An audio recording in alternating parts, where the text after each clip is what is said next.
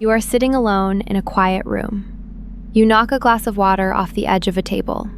It falls. It hits the floor. It shatters into 100 jagged pieces. The water spills, soaking deep into the wood. Time moves strictly forward. You cannot undrop the glass. You cannot watch the water pull itself out of the floorboards, gather into a perfect cylinder, and pull the shattered shards of glass together until it leaps perfectly back into your hand. That is the arrow of time. Entropy demands that things break, decay, and disperse. But what if I told you that according to the fundamental mathematical equations that govern our reality, there is absolutely no rule that says the glass cannot unshatter?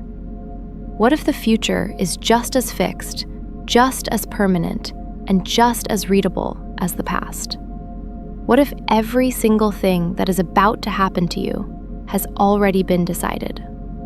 Look closely at the world around you. Everything that happens is the direct result of something else that just happened. A domino falls because another domino pushed it. A car stops because friction grips the brake pads. Your heart beats because an electrical signal commanded the muscle to contract. Cause and effect. It is the invisible, unbreakable chain that binds everything in the cosmos together. Nothing happens without a cause. Nothing is truly random. If you flip a coin, the outcome feels like chance. Will it be heads? Will it be tails? We call it a 50-50 probability, but it is not a probability at all. If you knew the exact weight of the coin, the exact force your thumb applied to it, the precise angle of the flip, the density of the air, the wind speed, and the gravitational pull of the Earth at that exact micro-coordinate, the result of the coin toss would not be a mystery. It would be a mathematical certainty. You could calculate exactly how it would land every single time. The only reason we call it chance is because we lack the data. We are simply ignorant of the variables.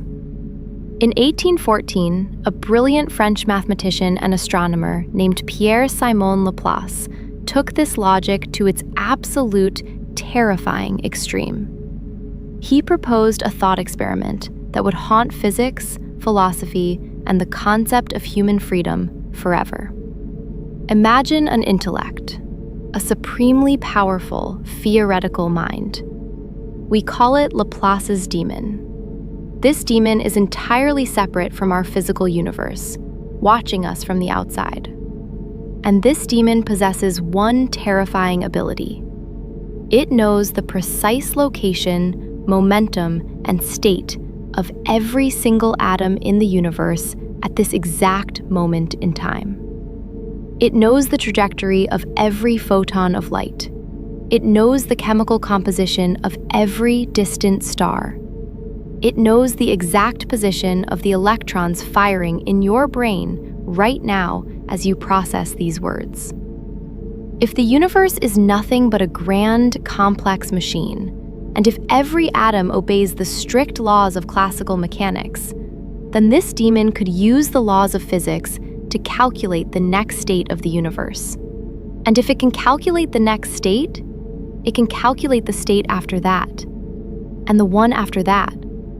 The demon could fast forward the mathematical equations of reality. For this intellect, Laplace wrote, nothing would be uncertain. The future, just like the past, would be present before its eyes. Before we understand the demon, we have to understand the prison it built. That prison is governed by a singular, unyielding law, the second law of thermodynamics: entropy. Entropy is the measure of disorder in a system. It is the reason the universe has an arrow of time. When you drop a glass, the energy from your hand, the gravity of the planet, and the impact against the floor scatter the atomic structure of the glass from a state of low entropy, which is order, to a state of high entropy, which is chaos. The mathematics of the universe dictate that total entropy can only ever increase. It can never decrease. The heat from a cup of coffee will always disperse into the cold room. The cold room will never spontaneously gather its heat and inject it back into the coffee. This is why time only flows in one direction. It is a one-way street of increasing decay. But the terrifying thing about the equations of classical mechanics, the physics of Isaac Newton that ruled the world for centuries, is that they don't actually care about the direction of time.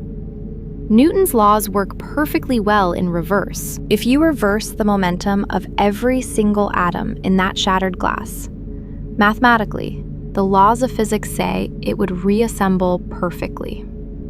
The past and the future are mathematically identical. Think of the universe as a giant, unimaginably vast game of pool. Right before the break, the balls are arranged in a perfect triangle. The cue ball sits waiting.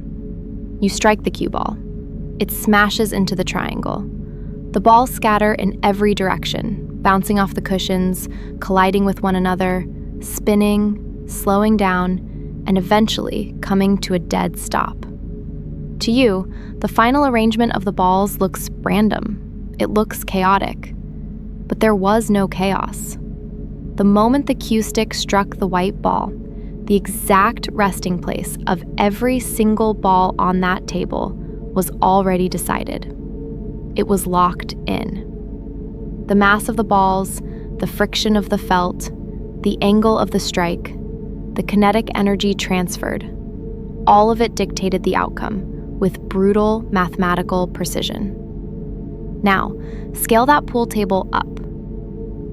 Scale it up to encompass the entire universe.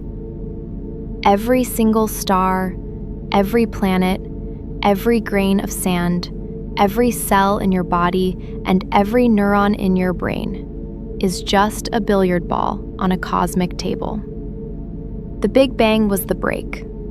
The cue ball struck 13.8 billion years ago. The atoms scattered, and they have been colliding, reacting, and bouncing off one another ever since, according to the strict rules of cause and effect. This means that every event in history was predetermined at the moment of the universe's birth. The formation of the Earth, the extinction of the dinosaurs, the exact moment you were born, the precise thoughts you are having right now. And this brings us to the most uncomfortable realization of all. If the universe is purely deterministic, if Laplace's demon is a theoretical reality, then free will is an absolute illusion. You feel like you are making choices.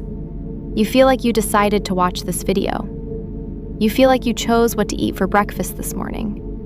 But those choices were simply the inevitable results of chemical reactions in your brain, driven by your biology, your environment, and your past experiences, which were driven by their own causes, stretching back in an unbroken chain of dominoes all the way to the birth of time.